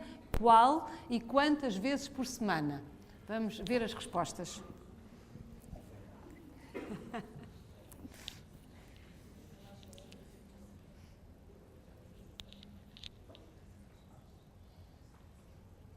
Pratica exercício físico? Sim, 3 vezes por semana. O que é que faz? Ginástica, fitness e zumba. É aplicado, mesmo aplicado? Sim. Sim. Quantas vezes por semana? 3 vezes por semana. Que desporto é que faz, por curiosidade? Ando de bicicleta e vou ao ginásio. De momento não. Já pratiquei, já fiz, mas neste momento não. Natação. 2 vezes por semana. Faço caminhadas. Com alguma regularidade? Sim, 3 a 4 vezes por semana. Mas é uma coisa de pouco tempo. É de coisas de 3 a 4 meses. Faço 3 vezes por semana. Ginástica, pronto, e zumba. Faço. O quê? Durante muito tempo fiz dança e agora estou no ginásio. Com que regularidade? 2 vezes por semana. Sim. Com que regularidade? 3 vezes por semana, mais ou menos. Costumo correr. Muito pouco. Gosta mais de estar sentado? Sim, tenho outras ocupações. O tempo não permite? Tenho outras ocupações onde também me tira um bocadinho de tempo para isso. Não faço como eu queria, mas não faço muito, sinceramente não faço muito. Falta de tempo? Também, mas uma pessoa quando quer arranja sempre, não pode ser a desculpa. Neste momento não estou a fazer nenhum, que estou a recuperar de uma fratura do pé, mas normalmente algum sim. Futebol, correr, ginásio, mais que isso. Pá, chega. Faço. Quantas vezes? Faço, tenho feito cerca de 2 vezes por semana. Vou ao ginásio e faço um bocadinho de cardio fitness, até porque estou a ficar assim com uma certa barriga e não convém. Não, porque depois a pessoa cansa-se mais peso, mesmo no meu caso, quem tem um fenótipo, eu sempre fui magro, mas desde há uns anos a esta parte começa a ter assim uma certa barriga e apesar de tudo a pessoa cansa-se mais. Eu noto aqui no hospital, quando subo escadas, noto que há mais cansaço e isso obviamente deixa-me assim uma certa preocupação. Eu agora queria fazer uma pergunta um bocado de provocação aqui ao painel. Qual dos oradores é que pratica exercício físico regular? Muito bem. Professor Luís Sardinha, esta é de facto a sua área. O exercício físico é, claro, um benefício para ter um coração saudável. É curioso que nestes depoimentos ainda prevalece o modelo de que as pessoas só são ativas se forem ao ginásio. Isto é interessante quando nós analisamos aquelas que são as diferentes eras daquilo que é o contributo do exercício. Nos anos 50 era este modelo, um modelo fisiológico, quando se faziam pequenos estudos com 10 pessoas, principalmente no norte da Europa. Depois, nos anos 80, surgiu a chamada era epidemiológica. Grandes grupos de pessoas, e que se começou aí sim a reforçar aquilo que é a importância do exercício para a redução da morbilidade, para a compressão da morbilidade, ou seja, as pessoas estarem doentes durante menos tempo, e o próprio aumento da longevidade. E depois, dissemos assim, bom, já percebemos que isto é importante, quer com o modelo fisiológico, quer com o modelo epidemiológico, então temos que inverter a pergunta: o que é preciso fazer? O que é preciso, como é que é preciso influenciar as pessoas? E nos anos, na transição para este século, apareceu o modelo da promoção da saúde. E aparecem os psicólogos a ajudar-nos, com modelos, com teorias. Como é que vamos influenciar as pessoas? Bom, mas chegamos à seguinte conclusão: parece que estes modelos não explicam a variabilidade, isto é, não explicam o que é que se passa. E agora vivemos talvez aquele modelo, aliás, aquela era, que talvez seja a era mais influente, que é a era ecológica, que é a era que tem a ver com o ordenamento do território. Ou seja, parece que as pessoas tomam as suas decisões não só pelo conhecimento, e isto tem a ver com a pergunta anterior, relativamente ao conhecimento de quais são as orientações. É importante que as pessoas tenham esse conhecimento, mas as pessoas decidem não só pelo conhecimento, decidem por como é que o seu território próximo, o seu envolvimento próximo está organizado. E nós em Portugal, eu tenho uma visão positiva no que diz respeito, por exemplo, às pessoas adultas. Eu não tenho dúvida que estamos a alterar a chamada norma social. Temos muitas mais pessoas a fazer exercício. Basta ver o que é que se passa em vários sítios de Lisboa ou em vários sítios por esse país fora. E principalmente, e aí tem que ser reconhecido, o papel dos municípios na alteração do território, com locais seguros, com locais aprazíveis, com aquilo que se chama-se a disponibilidade para a ação. E por isso eu diria que ainda prevalece este modelo do ginásio, e este foi um erro que todos nós fizemos durante muito tempo. Naturalmente é quem leva a medalha de ouro, passa a expressão. Mas hoje a estratégia primária é reduzir o tempo sedentário. Porque nós não vamos poder esperar que 90% das pessoas, 80% das pessoas, cumpram com as recomendações clássicas. 3 vezes por semana, 4 vezes por semana, ir ao ginásio, seja o que for. Não, temos que alterar esta aproximação, porque caso contrário, nós não somos eficazes. E por isso, a estratégia primária é aconselhar as pessoas a reduzirem o tempo para estarem sentados. É reduzir o comportamento sedentário, mas isto também não resolve. É preciso o tal envolvimento no local de trabalho para que as pessoas façam aquilo que se designa hoje em dia pela interrupção do comportamento sedentário. E aqui sim, podemos influenciar grande parte da população. E, portanto, esta é a estratégia primária. E depois, então, sim, para além disso, aquilo que tem a ver com a atividade física no lazer, a atividade física mais estruturada. Até porque, quando olhamos para o exercício, é interessante que também existe um modelo muito centrado sobre o mero dispêndio energético. É, no meu ponto de vista, uma interpretação muito limitada. Hoje sabe-se que o exercício, primeiro, para além de contribuir para o balanço energético, ajudar, enfim, o que se passa no nosso organismo e na composição corporal, tem outros efeitos que são a componente invisível do iceberg, como eu costumo referir. Primeiro, interagem com alguns genes de natureza patogénica, ou seja, que induzem a doença. Por exemplo, alguns genes que hoje tendem a aumentar o excesso ponderal das pessoas, nas pessoas que fazem um pouco mais de exercício, atenuam em cerca de 40% esse efeito dos genes. É um efeito invisível. Nós não sabíamos há alguns anos, mas hoje sabe-se que há este impacto que eu designo o impacto invisível. E, portanto, aquela ideia determinística que muitas pessoas às vezes dizem: eu tenho os maus genes, não há nada a fazer. Não é verdade.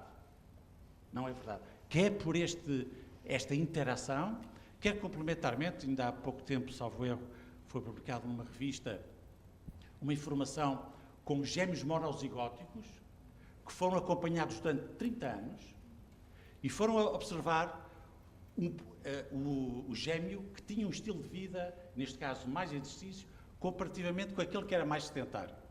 E quando se avaliaram os diferentes indicadores, cá está, quem fazia mais exercício tinha mais aptidão cardiorrespiratória, menos insulina, enfim, menos glicémia, menos colesterol das HDL e por aqui fora. Portanto, esta interação com os genes. Mas há aqui uma componente também muito interessante na interação com a alimentação. Quem faz mais exercício, e não estou a falar naturalmente do atleta, que esse despende talvez por dia 4, 5 mil quilocalorias, esse sim precisa de restituir essa energia que despendeu, mas quem faz mais exercício também tende a ter aquilo que se chama uma alimentação mais sensível, isto é, tende a agregar comportamentos alimentares também mais saudáveis. E, portanto, eu diria que há aqui muito a fazer no âmbito do conhecimento, mas há pouco falou-se de políticos, tem um papel determinante, essencialmente naquilo que hoje é o ordenamento do território. E veja-se o que é que se passa nos países nórdicos. Há muitos anos, decorreu da emergência da guerra, das diferentes guerras, das duas, essencialmente, mundiais, em que decidiram ter um ordenamento do território diferente, muito centrado sobre o caminhar, muito centrado pela utilização da bicicleta. A cidade de Copenhaga, neste momento, tem mais bicicletas do que automóveis e, portanto, acaba por ser essa dimensão que está para além da dimensão do mero conhecimento. E são estas affordances, estas disponibilidades para a ação que muitas vezes determinam. E por isso eu estou otimista no que respeita às pessoas adultas. Nas crianças e nos adolescentes estamos com muitos problemas, com as crianças e com os adolescentes.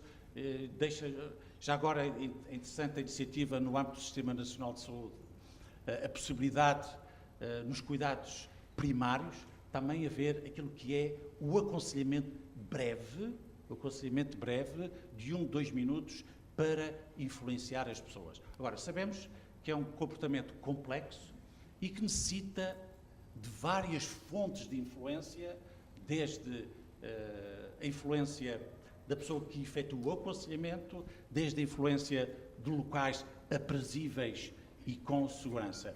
E por isso eu peço desculpa. Está desligado. Vamos só concluir. Isso. E, portanto, sim. Sintetizando, referindo que ter um olhar para o exercício que está muito para além daquela que é a visão somente de ir ao ginásio. E hoje está bem documentado que a primeira estratégia, e termino por onde comecei, é aquela que pode ter uma maior influência na maioria da população, é reduzir o tempo sedentário e depois, então, influenciar os modelos mais fisiológicos e aqui sim podemos ter o maior benefício e este impacto naquilo que muitas vezes, naquela visão determinística que é a interação com os genes e também a interação com a alimentação. Obrigada, só este propósito, só acrescentar uma coisa muito breve. Eu tenho que ser uma coisa muito breve para dizer. Não, é que há um programa, isto que o professor disse é muito importante, há um programa das Nações Unidas e da Organização Mundial de Saúde chamado as Healthy Cities, cidades saudáveis. É exatamente isto, ou seja, existe, isso é importante, porque aqui houve sensibilidade e já existem alguns modelos em que se tem procurado implementar um conjunto de ações concretas, desde a distância entre as paragens dos autocarros, as pistas para bicicletas, para espaços verdes, enfim, todo um conjunto de elementos que estão neste momento a ser implementados em alguns locais. Este é um programa de grande dimensão, de grande fogo, e que o objetivo é exatamente este, é criar as condições para dar uma envolvência maior e uma capacidade maior à população de senso lato para poder ter condições mínimas, inclusive em climas às vezes um pouco menos, mas também há outros aspectos, enfim, que levaria aqui muito tempo a falarmos, que podem estar relacionados com ser mais ou menos agradável a realização de exercício, mas tem a ver muito com isto, com às vezes pequenas coisas que podem ser o determinante para influenciar e dinamizar a pessoa ou as pessoas a poderem realizar essa atividade física, que, como disse, isto de facto é um conceito muito claro hoje em dia, que o importante é fazer exercício, independentemente do tipo de exercício que é feito, claro que depois haverá exceções, mas acima de tudo criar as condições para que isso possa ser feito. E o programa das cidades saudáveis, as Healthy Cities, que é um programa da Organização Mundial de Saúde, é um programa que está a caminhar nesse sentido, com alguma dificuldade, mas que já tem alguns casos concretos. Muito obrigada. A professora Ana Abreu também quer só dar um acrescentar, contributo. apesar do adiantado da hora, queria pegar numa frase que o professor Sardinha usou no princípio, que foi em Portugal faz-se mais exercício, há mais gente a fazer exercício. E é verdade, nós vemos as corridas, vemos as pessoas no parque, vemos andar mais de bicicleta, isto é verdade. Mas quem nós vemos a fazer exercício, provavelmente, serão os mais saudáveis. Porque aquilo que nós sabemos dos estudos Euroaspire é que Portugal é o país que tem maior sedentarismo nos indivíduos de risco cardiovascular. Ou seja, os diabéticos, os hipertensos, os que têm o colesterol alto, são, dentro da Europa, são os portugueses que fazem menos exercício. E, portanto, isto é um aspecto importante que devemos olhar. Temos que estimular mais o exercício naqueles que mais podem beneficiar. E, por outro lado, e pegando também naquilo que disse, começar cedo. Começar na infância, começar nas escolas, porque aí é que se começam a criar os tais hábitos que, como disse, são muito difíceis de implementar. Professora Sílvia Joaquinino, claro que estamos a falar de hábitos e de comportamentos. Porquê é que as pessoas continuam a dizer que não têm tempo para ir ao ginásio ou fazer exercício físico? Às vezes não têm, de facto, tempo. Isto é um dado da realidade que é importante integrar, que é assim, quando nós falamos dos comportamentos, isto tem sido abordado de diversas formas. Quando nós falamos de comportamentos, naturalmente que a informação é determinante, mas nós sabemos hoje em dia que a modificação de comportamentos não depende da informação, depende do treino de competências, depende de circunstâncias externas, das normas sociais, das crenças do grupo, da influência de figuras relevantes e, portanto, tudo isto tem que ser pensado num contexto mais alargado. A prevenção primária, no sentido da prevenção universal, da informação é extremamente importante, mas não se pode ficar só por aí. Isto é uma das questões, porque é que as pessoas não mudam muito os seus comportamentos. Outra das questões, quando me pergunta porque é que as pessoas dizem que não têm tempo, uma das questões que se trabalha muito hoje em dia na prevenção do risco cardiovascular é a dimensão do work-life balance, ou seja, como é que se pode gerir o tempo de trabalho e a dedicação ao trabalho versus os tempos livres e a dedicação e a vida familiar e afetiva. E isto é qualquer coisa que neste momento, do ponto de vista geral, é desequilibrado. Nós neste momento não vivemos na maior parte das sociedades desenvolvidas numa perspectiva do work-life balance adequada. Vivemos numa perspectiva desadequada. E depois, naturalmente, que aquilo que o professor Luís Sardinha diz é muito importante. Nós neste momento passamos de um modelo, quando pensamos no adoecer, passamos de um modelo biopsicossocial para um modelo biopsicossocioecológico. Naturalmente, o ambiente externo influencia-nos e influencia-nos modulando até a resposta da biologia, como disse. Portanto, tudo isto são questões que têm que ser procuradas de uma forma mais alargada. Obrigada. Uma frase possível. É muito simples. Precisamente nesta dimensão que tem a ver com o aconselhamento simples, mas que pode ter impacto em todas as pessoas, ou em grande parte das pessoas. Por exemplo, no Baker IDI em Melbourne, documentaram uma coisa muito simples, que após uma refeição, se as pessoas fizerem de 20 em 20 minutos, se levantarem 2 minutos e depois se voltarem a sentar, versus estarem sempre sentados após a refeição, a área debaixo da curva da insulina e da glicémia é cerca de 25% inferior.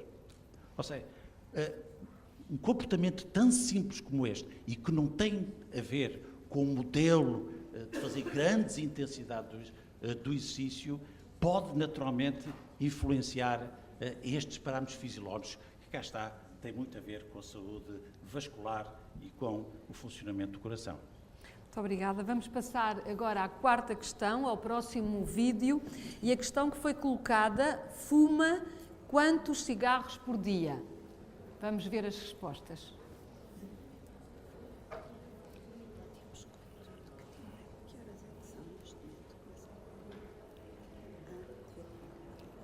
É fumadora? Não. Não, nunca fui. Não, não. Não. Não. Não. Não, já fui. Porquê é que deixou de fumar? Porque nasceu o meu filho. Sou sim. Assim, muito proativo a fumar? Não considero um fumador muito proativo. Não chego a um maço por dia sequer. Também não é pouco? Não é. Mas sim, no máximo dos máximos 10 cigarros no dia, no máximo. Não. Completamente contra? Eu acho que, quer dizer, se nós queremos tolerância, se queremos que sejam tolerantes connosco, devemos ser tolerantes com os outros. Eu procuro não ser intransigente, mas nós aqui no espaço da Faculdade de Medicina temos um espaço partilhado com o Hospital de Santa Maria. E aqui eu acho que, de facto, as pessoas deviam ter cuidado de não fumar. Porque é não apenas a poluição que vem do fumo do tabaco, mas as beatas no chão, às vezes deixadas sem cuidado nenhum. Eu acho que isso nos merece um bocado de preocupação. E agora eu faço a pergunta provocatória à plateia. Quem, levanta a mão, peço, quem fuma? E agora, obrigada, e quem nunca fumou? Muito bem, obrigada. Professor Fausto Pinto, Já fumar... Eu resolvi agora poupar os oradores. Fumar é, sem dúvida, um risco acrescido para o coração. Há uma recomendação das Nações Unidas e da Organização Mundial de Saúde, que eu estou sempre a citar porque é a entidade que tem regulado muitas destas situações, que diz que se há o gesto com maior impacto em termos globais, de impacto em termos de mortalidade e morbilidade, é deixar de fumar. Ou seja, a atitude, para quem fuma, como é óbvio, mas a atitude que terá o maior impacto é o deixar de fumar. Portanto, estou a ver o peso que tem. E hoje em dia é claro, eu penso que isso é mais ou menos claro, não só, e aqui estamos a falar não só naquilo que é o tabagismo primário, como também secundário. Um aspecto foi aqui referido, e já agora dizer que é proibido fumar quer na faculdade, quer no hospital, portanto quem o faça está a cometer um delito. E também um outro aspecto, que é o facto de o tabagismo afetar não só o indivíduo que o pratica, como quem, isso está também demonstrado cientificamente, o chamado tabagismo secundário, o facto da pessoa estar exposta ao tabaco, ao fumo do outro indivíduo, e neste caso, estando inocente, é também um fator de risco. E, portanto, daí, não é por acaso que se tomaram as medidas a nível internacional, inclusive em forma de lei, para reduzir e para impedir e proibir a sua utilização. E isto é um aspecto importante, porque também, voltando, acho que também temos a obrigação de dar aqui o contributo científico. Há estudos muito claros que demonstraram, há um estudo muito engraçado, por exemplo, em bartenders, em bares em França, que demonstraram que os bartenders que não fumavam, antes e depois da aplicação da lei da proibição de fumar em espaços fechados, verificou-se, porque um dos aspectos que o tabaco tem, eu costumo dizer isto aos doentes, o tabaco lixa literalmente as paredes das artérias. E há uma das ações e funções da parede arterial, das artérias do nosso corpo, em particular das do coração, é produzir uma substância, que é o óxido nítrico, que faz com que haja uma melhor vasomotricidade dessas artérias. Isso é muito importante para a sua função. O tabaco, a primeira coisa que faz é destruir esta ação e, portanto, esta função. E o que se verificou neste estudo é que, uns meses após ter sido implementada a lei, verificou-se nos indivíduos que nunca fumaram, mas que tinham alteração da sua função endotelial, o que nós chamamos, portanto, tinham ação Essa ação estava alterada antes da lei ser aprovada, quando estavam expostos ao fundo secundário, verificou-se depois uma melhoria significativa, com quase recuperação dessa função endotelial. Portanto, isto não é apenas... Eu também fumei, quando era jovem e quando andava da vossa idade dos estudantes. Também, curiosamente, foi quando tive a minha primeira filha que deixei de fumar, já há alguns anos. Mas se há mensagem que hoje em dia possa ter impacto por parte de toda a comunidade, é de facto em relação ao tabaco. Em particular, a quem tem doença cardiovascular. Ou seja, é um facto aquela história de o meu avô teve 105 anos e fumava 5 maços de tabaco por dia, mas esse não precisa, esse era uma força da natureza. É um bocadinho como dizer que a guerra não mata porque há veteranos de guerra. Não é? E, portanto, aqui a questão é muito simples. Tabaco é inimigo público número 1. Devemos, como sociedade, como comunidade, claramente passar a mensagem de que o tabaco é ofensivo para quem o pratica e para, acima de tudo, quem rodeia a pessoa que o pratica. Obviamente que temos que estas mensagens têm que ser feitas de forma inteligente e de forma que seja racional, porque também não pode ser como uma pistola a apontar, agora tem que deixar de fumar, não é esse o ponto. Aliás, como sabem, há consultas e há metodologias para a cessação tabágica. É muito difícil para um fumador crónico deixar de fumar. Isso tem que ser aceito também como tal e tem que haver aspectos, e existem formas de poder ajudar, porque se não deixam os meus doentes. Deixar de fumar tem que ser uma decisão pessoal. A pessoa tem que dizer, eu quero deixar de fumar e preciso de ajuda. Não vale a pena a pessoa dizer, eu vou tentar deixar de fumar. Não funciona. E é só que cria mais frustração e mais, depois, incapacidade de poder fazê-lo mais tarde. Portanto, tabaco, não.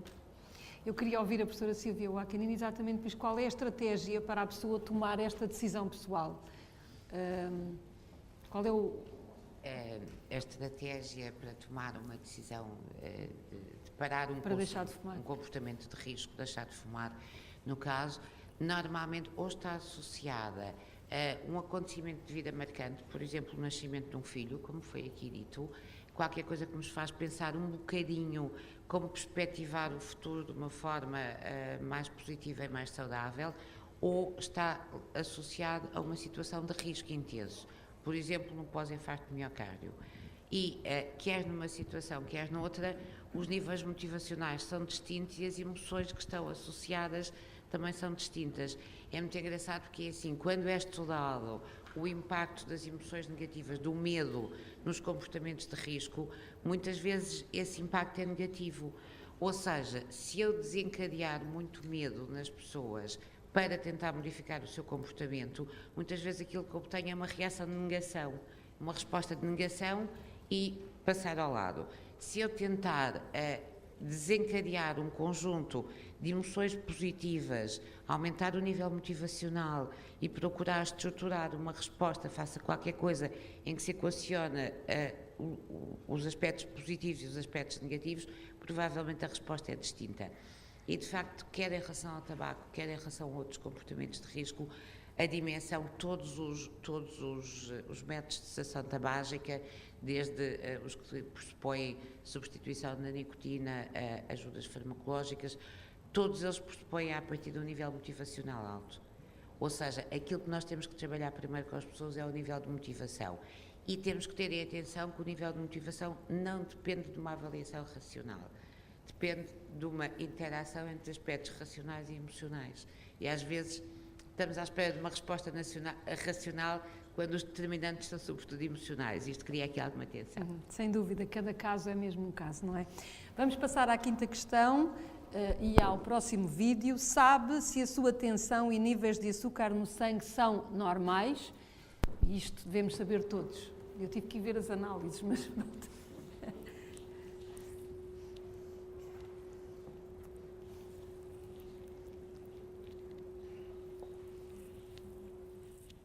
Se lhe perguntar quais são os seus níveis de tensão arterial e de açúcar no sangue, tem conhecimento deles? De tensão arterial tenho, até porque eu tenho a tensão normalmente baixa e costumo medir, é 6, 9. De nível de açúcar do sangue nunca medi, não tenho qualquer noção. Sim, a minha tensão arterial habitualmente é 7, 12 E os meus níveis de açúcar são dentro do normal, porque eu não consumo açúcar praticamente. Desconheço. Não sei. De açúcar não tenho bem ideia. Fiz análise há pouco tempo, mas sei que é baixo. Agora, de tensão arterial, 11,7, 10,6, mais ou menos. Tem bons níveis? Sim, por aí. Sou diabética, sim. Mas ando dentro dos 130, 140, vá. O facto de ser diabética implica uma alimentação diferente? Sim, ter mais cuidado, comer mais vezes ao dia, evitar mais os doces e comer mais verduras e sim. Não costumo ligar muito. Tenho. Eu faço exames lá frequentemente. Por causa do serviço que faço, tenho que fazer de vez em quando. Pode-me dizer o que é que faz? Sou motorista de matérias perigosas.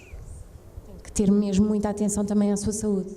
É mesmo por isso que a gente faz exames muito com regularidade. Como é que estão os seus níveis? Até a data está normal. Não tem havido nada de anormal. Não tenho. Não acompanha muito? Não acompanho muito. Tensão arterial, por acaso sei que tenho alguma hipertensão, é verdade, mas de níveis de açúcar não. Eu sei que está tudo bem porque recentemente nós tivemos no âmbito da medicina do trabalho, fomos todos os funcionários o pessoal do centro foi todo, tivemos consultas neste âmbito da medicina do trabalho, isso é importante, e houve também os próprios alunos da faculdade já tiveram iniciativas em que fizeram isso junto de várias populações e eu lembro-me de ter participado nisso num centro comercial. Lembro-me de ter visto os níveis da glicémia, a tensão arterial, os níveis do colesterol, estava tudo bem. Eu não sei dizer valores, mas sei que não havia motivo para preocupação. Vamos passar já o outro vídeo com a outra questão, porque lá está, isto há pano para mangas para conversar sobre isto e vamos ter que acelerar aqui um bocadinho, até para ainda dar tempo para vocês fazerem perguntas ao painel. A sexta questão foi: costuma seguir os conselhos e medicamentos que o seu médico lhe dá?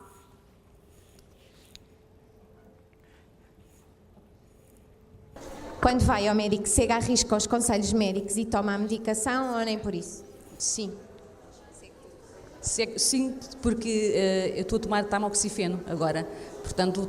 Pode-me explicar o que é? Sim, é um medicamento que inibe qualquer célula cancerígena que se tenha no corpo de se alimentar das hormonas, portanto dos estrogénios, porque saí há pouco tempo de uma recuperação de cancro da mama, portanto siga a risco, é o que o médico diz. E a alimentação é importantíssima, não é? É. E mudei também radicalmente. Sim, não tomo medicamentos, mas sim, sigo. Por isso é que lá vou. Nem sempre. Mas vai ao médico? Vou. Vou, mas nem sempre uso. Uso os conselhos do médico. Usa mais os seus conselhos? Os da avózinha. Uso mais as receitas da avó. E menos a farmácia. Sim, sigo os conselhos. Felizmente não tenho medicação a tomar. Mas sim, mais ou menos. Aconselhamento sempre, beber água. Tento beber água pelo menos 1,5 litro por dia, mas acho que consigo. E até ao momento penso, não preciso de medicação nenhuma, por enquanto, felizmente. Sim, só tomo um comprimidinho, mas tomo sempre, sim. Siga à risca. Sim. Sim, tudo à risca. Sim, quando tem que ser, tem que ser. Sim, ir ao médico, muito pouco. Tanto daí, fazer o caso daquilo que ele está a dizer também, se não vou lá. Não faz caso. E medicamentos também até à data, não tem preciso. Às vezes não. Às vezes não. Segue mais os seus próprios conselhos? Não, vou seguindo. Vou tentando alimentar-me bem, faço isso. Isso faz-me perguntar se vai ao médico regularmente e se depois segue à risca, ainda por cima, um aluno de medicina, segue à risca os conselhos médicos e as prescrições médicas, ou nem por isso? Por acaso ao médico regularmente não vou de todo. Fui agora e sei agora dos valores de tensão porque, pronto, como tive esta fratura, tive que ir ao médico algumas vezes, mas normalmente não, mais que isso. Portanto, também não sigo porque não tenho nenhuma indicação. Por enquanto sigo porque também não tenho que fazer nada de especial. Mas eu acho que se nós, quer dizer, se a pessoa vai ao médico, se tem a preocupação com a sua saúde, também faz sentido depois dar continuidade a isso e fazer aquilo que o médico sugere, porque alguma razão ele deve ter para fazer. Temos os entrevistados algo rebeldes. Eu vou pedir respostas muito curtas, porque de facto estamos a aproximar-nos mesmo da reta final. Voltamos ao professor Francisco. Enquanto doente cardíaco, segue, obviamente, as orientações do seu médico. Está ligado? Sem dúvida. E estritamente. Não tem qualquer problema nesse aspecto. Não posso deixar de, depois de ouvir estes comentários bastante pertinentes, bastante bem informados, não posso deixar de pensar que estamos a pregar um pouco aos convertidos. Eu talvez não seja um doente normal e talvez fosse um doente normal, potencial, antes de o ser na realidade. O que nos interessa, se o nosso objetivo é prevenção, se é esse o ponto que nos interessa, se é esse o ponto para o qual temos que encontrar um cliente político, para usar a expressão da professora Sílvia. Ana Abril. Peço desculpa. Professora Ana Abril. Fixei a ideia que é o mais importante. Então, se é isso que estamos aqui a tentar fazer, então devíamos observar melhor o universo dos potenciais doentes. Se é isso que queremos impedir, que eles venham a ser reais doentes. Por exemplo, posso dizer que fiz muita asneira quando ainda não era doente.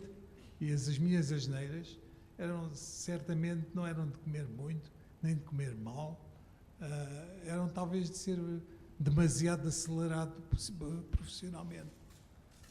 Demasiado acelerado. E essa situação existe hoje numa grande parte da população portuguesa, sobretudo da população qualificada. Porque se o meu padreiro faz um esforço que eu já não consigo fazer, mas chega ao fim da hora dele e descontrai e acabou e ganhou o dia e não sei o quê, o indivíduo que está com 8 horas de visor de computador à frente e que leva para casa o problema que não conseguiu resolver e que se calhar vai beber uns whiskies à conta disso, a tentar relaxar um bocadinho, e que se calhar não encontra em casa um ambiente propício, porque os filhos se calhar não tem tempo para falar com eles, chega ao fim de semana, precisa de dormir e pega lá, vai ao Pizza Hut e come aí qualquer coisa. E se a mulher, enfim, ou vice-versa, também tem o mesmo problema, nós temos aqui um saco de pólvora prestes a explodir. Portanto, em minha opinião, pobre e limitada, nós devíamos estar a preocupar-nos mais em fazer a tipologia destas situações. Não nos esqueçamos de várias coisas centrais, foram aqui apontadas. Uma, a urbanização acelerou brutalmente. E nós hoje vivemos em Pombais. Eu, por acaso, vivi numa vivenda toda a minha infância e gosto de andar com o pé em cima da terra. Mas hoje vivemos em Pombais cada vez mais altos, porque mais de metade da população humana é urbana. 2, comemos cada vez mais comidas pré-fabricadas, chamamos assim. Porquê? Por uma razão de comodidade e porque há uma indústria alimentar muito ativa e muito dinâmica. Peço para terminar, 3, temos um conjunto de problemas que conhecerão muito melhor que eu, desde a obesidade, diabetes. Obesidade, acho que são 30% das crianças, só para dar um exemplo. Diabetes, 1 milhão de diabéticos em Portugal. A DECO ontem diz que 1 em cada 3 pessoas que trabalham Tem em Portugal burnout. têm um burnout qualquer. Bom, quer dizer, é este o universo que nos interessa. Temos que arranjar tipologias e pegando nos 50% Peço que conclua, da professor, peço desculpa. da variância que identificamos, temos que partir esta variância, 50%, em bocados e arranjar soluções e políticas para fazer essa prevenção. Muito obrigada, professor. Peço desculpa. Eu queria só perguntar se há alguma questão, mas tem que ser uma questão muito direta, por favor, para o painel. Ok. Já tem? Pronto, então vamos aqui. Está aqui. Mas muito direta, por favor, doutora. Depois passamos o último vídeo. Não é propriamente questão, era um comentário, se me for permitido fazê-lo. Antes de mais, felicitar todos os intervenientes. Eu sou endocrinologista e falou-se hoje aqui por várias vezes e de formas diferentes na diabetes, que é sem dúvida uma causa importante de doença cardiovascular e, ao mesmo tempo, a doença cardiovascular é a principal causa de morte dos diabéticos. Sabemos que cerca de 13,3% da população portuguesa tem diabetes, mas eu queria trazer aqui à discussão uma outra questão. É que, mais do que esses 13,3%, nós temos cerca de 27% da população portuguesa, em idade adulta, bem entendido, com pré-diabetes. E é possível ter uma intervenção com resultados nesses indivíduos. A obesidade é, sem sombra de dúvida, um fator de risco muito importante. Se nós conseguirmos reduzir em cerca de 5 a 7% o peso, e isto mercê de uma intervenção a nível de hábitos alimentares e exercício, nós vamos poder atrasar em muito o desenvolvimento da diabetes. Isto é uma coisa que está hoje subejamente demonstrado. Portanto, o dia dedicado à prevenção, se calhar era importante refletir sobre isso e estimular as pessoas a que modifiquem os seus hábitos, porque vale, de facto, muito a pena. E era tão só. Muito obrigada pelo seu contributo. Vamos então fechar com o último vídeo e a pergunta que foi colocada: considera que, se for feliz, o seu risco cardiovascular é menor? Vamos ver o que respondem.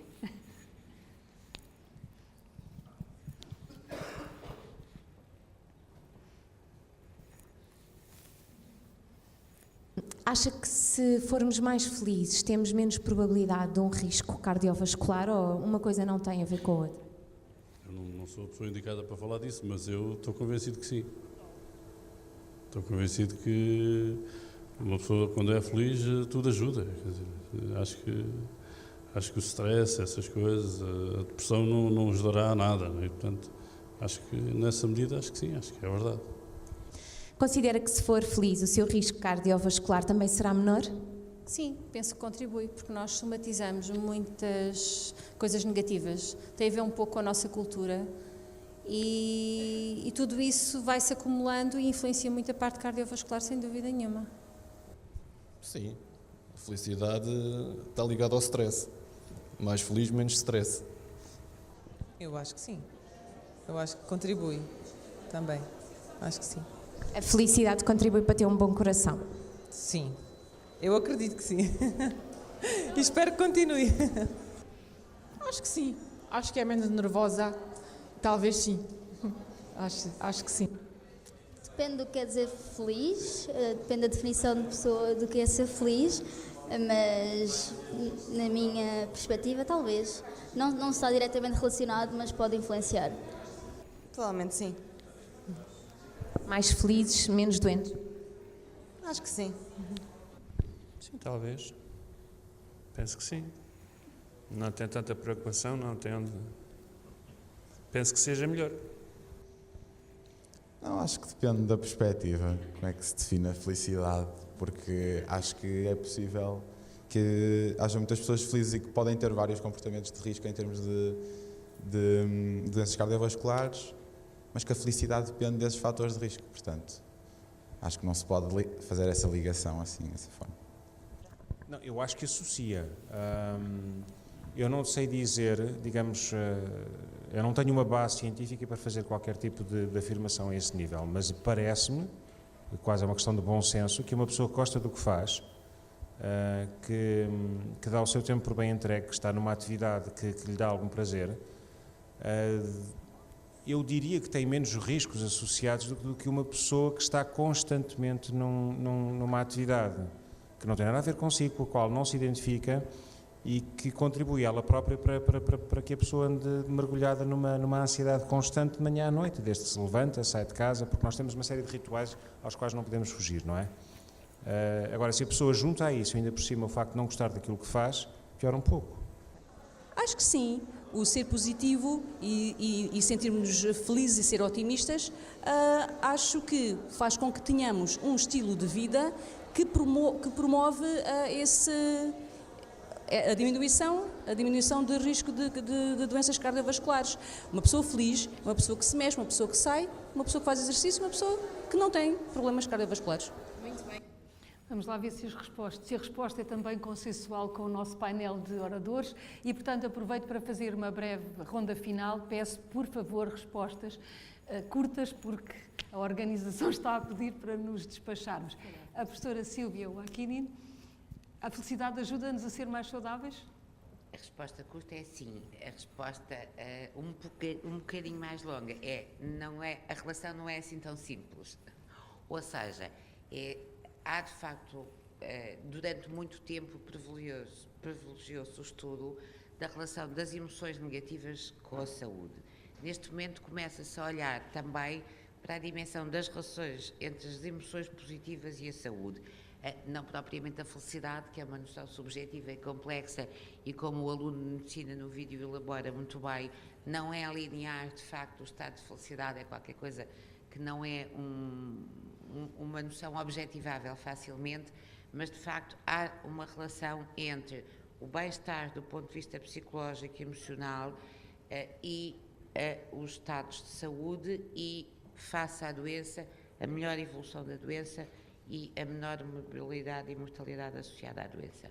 Muito obrigada. Professora Catarina? E que sim também, com a ressalva só, no que a mim me diz respeito, se para essa obtenção de felicidade for uma mesa muito farta, com muitos pecados, com muita gula, então aí cuidado que não, mas no geral sim, claro. Professor Luís Sardinha? Também muito sinteticamente, referir que no que respeita ao exercício, sempre que se faz exercício, são libertados do cérebro as chamadas endorfinas e que têm a ver com a sensação de bem-estar, com o prazer. Aliás, os meus alunos costumam referir muitas vezes que sabem quando eu fiz exercício ou não. E por isso há este efeito. Não deixa de ser curioso com o nosso colega aqui da Universidade de Lisboa, que neste momento da Faculdade de Farmácia, que está a trabalhar no Instituto Karolinska, na Suécia. Ele recentemente documentou que o exercício também promove a presença de quinurinas e que tem um impacto também na saúde mental e, portanto, aqui está mais, para além dos contributos que há pouco referi, esta sensação de bem-estar e que, de alguma forma indireta, tem a ver com aquela dimensão subjetiva que é as pessoas sentirem-se, digamos, mais felizes e, portanto, reduzindo o fator de stress, que é um dos componentes, que é um dos fatores modificáveis associado às doenças cardiovasculares. Obrigada, professora Ana Abreu. A felicidade era uma palavra um bocadinho provocatória, porque obviamente que é muito difícil de definir e aquilo que está ligado realmente à doença ou à saúde será o estar alegre, o estar bem disposto, ter qualidade de vida, e eu acho que houve alguém ali que respondeu muito bem, dizendo que se alguém está feliz, ou se está bem, ou se está alegre, mais facilmente irá querer fazer exercício ou irá pensar em determinados cuidados, como, por exemplo, os da alimentação. Não estou a ver uma pessoa triste e deprimida a pensar dessa mesma forma. Muito obrigada. A enfermeira Edith Caldeira. Eu pessoalmente concordo mais com o aluno de medicina, porque a felicidade para mim pode ser uma coisa, para si pode ser outra. Não é, o mais importante não é só o não ter, neste caso, doença cardiovascular, ou não é só o ter um bom emprego em que a pessoa faz aquilo que de facto gosta, conforme dizia aquele senhor.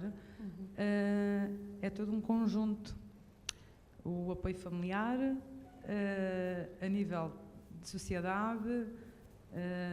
Pronto, eu acho que é todo um conjunto que contribui para a felicidade. E depois acho que é só saber. Muito obrigada.